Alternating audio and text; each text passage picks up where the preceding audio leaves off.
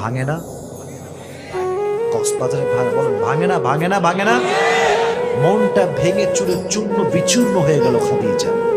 উনি ভাবলেন যে আল্লাহ তুমি আমার সঙ্গে এইটা করছো, কোনো অভিযোগ নাই, বাট এবার আমি একটা নিয়ত করলাম, যতক্ষণ পর্যন্ত তুমি আমাকে সঠিক মানুষ জীবনে না দিবা আমি ধৈর্যশীল হব। যখন তুমি বিয়ে আমাকে আবার দিবা, মানে সঠিক মানুষ দিবা, তখন আমি বিয়ে করবো। সুবহানাল্লাহ পড়বেন না আপনারা সবাই? আমি কিন্তু ধারাবাহিকভাবে ওয়াজ করব। প্রত্যেকটা কনসেপ্ট আপনাকে পরিপূর্ণ মুখস্থ সহকারে শুনতে হবে, তাহলে আজকের ওয়াজটা কাজে দিবে। আর সবচেয়ে বড় পজিটিভ বিষয়টা হচ্ছে এই খাদিজার জীবন নিয়ে কথা বলা এই জন্য জরুরি, কারণ এই দেশের যত নারী আছে, যত মেয়ে আছে, বেশিরভাগ নারীর চরিত্র আজকে নষ্ট হয়ে যাচ্ছে। এদের চরিত্র রক্ষা করতে চাইলে খাদিজার জীবন থেকে কথা বলার দরকার। কক্সবাজারের ভাইয়েরা আছে না নাই? ভালো করে শুনবেন। প্রত্যেকটা স্বামী মারা গিয়েছে।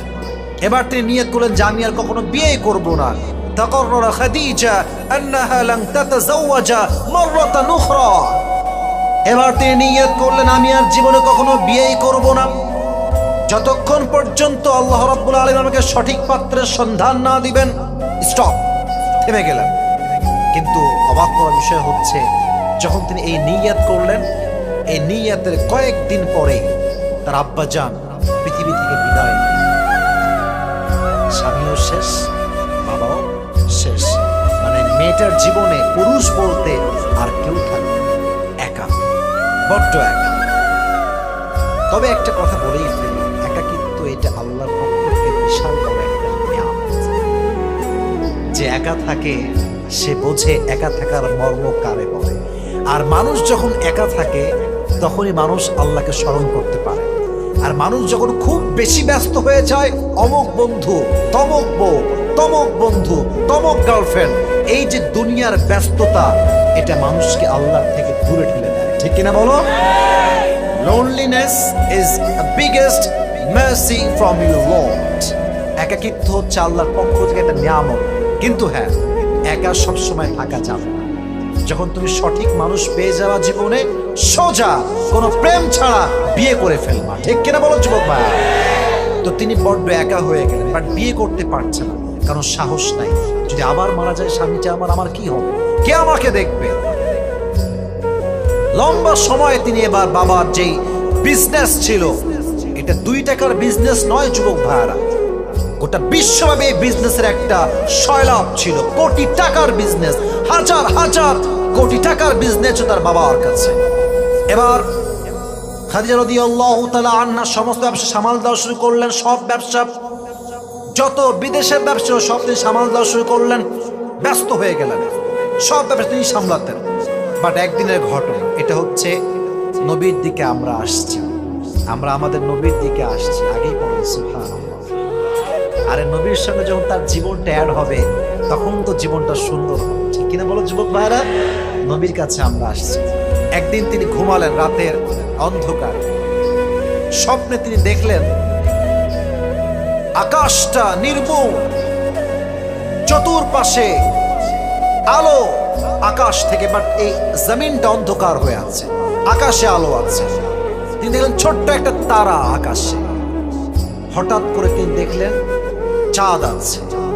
চাঁদটা হঠাৎ করে আসমান থেকে জমিনে নেমে আসছে, এবং নামতে নামতে খাদিজার বুক বরাবর আসছে, এবং পুরো অন্ধকার পৃথিবী চাঁদের আলোতে আলোকিত হয়ে গিয়েছে।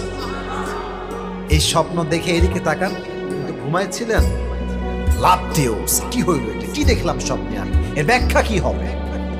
ঘুম থেকে উঠে তিনি তার যেই চাচা, ওলামা একরাম আছেন সবাই জানবেন, তার নাম হচ্ছে ওয়ারাকা বিন নাওফেল। আব্বা জান, চাচা জান, বলেন তো এই যে স্বপ্ন দেখলাম এর ব্যাখ্যা কি হবে? তো উনি এবার তাওরাত খুললেন, ইনজিল খুললেন স্বপ্নের ব্যাখ্যা দেওয়ার জন্য। যুবক ভাইয়ার, আমার কথা বুঝতে কোনো সমস্যা হচ্ছে আপনাদের? আমার ভাষা কি বোঝা যায়? যায় যায় যায় স্বপ্নের ব্যাখ্যা কি হবে? তিনি তাওরাত খুললেন, ইনজিল খুললেন, অনেক ব্যাখ্যা মিলালেন যে স্বপ্নের ব্যাখ্যাটা কি হতে পারে। সর্বশেষ তিনি বললেন, Khadija, good news, good news. কি হয়েছে চাচা জান? বলছে, আমি তো স্বপ্নের ব্যাখ্যা করে বুঝলাম যে এই জামানার আখিরি পয়গম্বর লাস্ট মেসেঞ্জার, সর্বশেষ নবী তোমার স্বামী হতে চলেছে। তুমি কি খুশি? বলছে অবশ্যই খুশি, আমার চাইতে খুশি আর কে হতে পারে। বাসায় ফিরে আসলেন, কিন্তু ওই যে স্বপ্নের ব্যাখ্যা শুনে ওইটা ভুলতে পারছেন যে আর কত একা থাকবে, কবে আসবে আমার সেই স্বপ্নের পুরুষ যার জন্য আমি অপেক্ষায় আছি। এবার তিনি দিন শুরু করলেন, ব্যবসা করে, এবার ব্যবসায় কোনো মন নাই, নবীর অপেক্ষায় তিনি আছেন।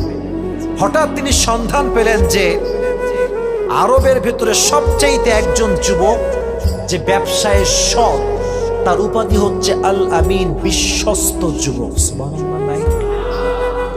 আচ্ছা, আমার নবীর মতো বিশ্বস্ত মানুষ কি আল্লাহর জমিনে দ্বিতীয়টা কেউ হতে পারে? আহমদ বড় বিশ্বস্ত, সে কোন বন্ধু বলো বড় বিশ্বস্ত, কার কাছে মন খুলে দেয়া যায়, কার কাছে প্রাণ খুলে বলা যায়, হওয়া যায় বেশি আশ্বস্ত। কেনা বলেন যুব কেন? আমার নবী হচ্ছেন the most trusted worthy personality ever in the world. সবচেয়ে বিশ্বস্ত যুবক আমার নবীর মতো দ্বিতীয়টা আর কেউ হতে পারে না, ঠিক কিনা বলে? তো তিনি এই সন্ধান পেয়ে ভাবলেন যে ঠিক আছে, তাহলে সেই যুবকটার সঙ্গে ব্যবসার কাজ করা যায়। তো তিনি দাওয়াত পাঠালেন মুহাম্মদের কাছে, আমাদের প্রিয় নবীর কাছে। নবীজি দাওয়াতের লেটার পেয়ে, চিঠি পেয়ে খাদিজার কাছে আসলেন। আর যখনই নবীজি খাদিজার ঘরে প্রবেশ করলেন, নবীর চেহারার নূরে খাদিজার পুরো ঘরটা আলোকিত হয়ে গেল। খাদিজা দেখেই সন্দেহ করতে শুরু করেছে, আরে এই যুবকটা আসলে কে? তাকে তো মনে হয় আমি কোথাও দেখেছি, মনে হয় স্বপ্নে দেখেছি। চিন্তা শুরু হয়ে গেছে, সে কই থেকে আসছে। এবার তিনি ভাবলেন যে এটাই মনে হয় শেষ নবী হবে, কারণ এইরকম যুবক সুন্দর আমি তো এই তল্লাটে আর কাউকে দেখি নাই। সুবহানাল্লাহ পড়ে সবাই। এবার তিনি তাওরাত খুললেন, ইনজিল খুললেন, খুলে পড়তে শুরু করলেন যে how will be the look of last Messenger Muhammad সাল্লাল্লাহু আলাইহি ওয়াসাল্লাম। শেষ নবীর চেহারা কেমন হবে, রং কেমন হবে, লম্বা কেমন হবে। ওখানে লেখা আছে শেষ নবীর গায়ের রং হবে আজহারুল লাউন, কালো হবে না, সাদা হবে না। শেষ নবীর চেহারার রং মাঝারি বর্ণের হবে না, শ্যামবর্ণ হবে না। শেষ নবীর চেহারার রং হবে লাবণ্যময়, সুন্দর চেহারা। আচ্ছা, পৃথিবীতে সবচেয়ে সুন্দর নবী কে বলেন তো দেখি? আমাদের নবী, শেষ নবী সবচেয়ে সুন্দর। বাট অনেকে বলে যে সাইয়েদনা ইউসুফ নাকি সবচেয়ে বেশি সুন্দর। না না, কথা এটা ঠিক নয়। নবীজি বলতেন আনা মালিহুন ওয়া আখি ইউসুফ সাবিহ, আমি নবী হলাম লাবণ্যময় সুন্দর, আর আমার ভাই ইউসুফ হচ্ছে সাদা সুন্দর। কক্সবাজারের ভাইরা বলেন দেখি, সাদা সুন্দর বেশি সুন্দর না লাবণ্যময় সুন্দর বেশি সুন্দর? সাদা চামড়া দেখতে ভাল লাগে, খারাপ লাগে না, বাট খুব বেশি ধলা হইলে মাইয়াও ভাল লাগে না, সাওয়ালও ভাল লাগে না, ঠিক কিনা বল? লাবণ্যময় চেহারা হচ্ছে সবচেয়ে বেশি সুন্দর চেহারা। তো তিনি ভাবলেন যে এবার পড়ি ওনার হাইট কেমন হয়। হাইট হচ্ছে কানা রাবাতাম মিনাল কওম লাইসা বিত্তাবিল ওয়ালা বিল কসির। আমার প্রিয় নবীজি হাইটে খুব বেশি লম্বা ছিলেন না, আবার খুব বেশি বাঁটুও তিনি ছিলেন না। মিডিয়াম অফ হাইট, মাঝারি গড়নের মানুষ। খুব বেশি লম্বা হইলে তাল গাছ লাগে, খুব বেশি খাটো হইলে কারো বিয়ে হয় না, ঠিক কিনা বলেন যুবক ভাইয়ারা? নবীজি ছিলেন মিডিয়াম অফ হাইট। তো তিনি জানলা থেকে দেখলেন যে তার হাইট কতটুকু, দেখলেন যা লেখা আছে এক্সাক্ট নবীও সেই হাইটের একজন মানুষ। চুলটা কেমন হবে লেখা আছে, চুলটা হবে বাবরি চুল। বাবরি চুল বুঝেন না আপনারা? ছোট না বড়? বড়, পেছন দিকে লম্বা চুল, বাবরি কাটিং এটাকে আমরা বলি। নবীজির বাবরি কাটিং ছিল। আচ্ছা, আপনারা সবাই কাজী নজরুল ইসলামের নাম শুনছেন? জাতীয় কবি, নাম কি বলেন দেখি? নজরুল ইসলাম। ফটো দেখবেন ফেসবুকে বা গুগলে সার্চ করে, দেখবেন তার চুলের মাঝখানে একটা স্মৃতি আছে। আছে না? বলেন না কেন, আছে না নাই? চুলের মাঝখানে স্মৃতি, দুই পাশের চুলটা এরকম কাজ করা। তো আমার প্রিয় নবীজির দুই চুলের মাঝখানে একটা স্মৃতি ছিল।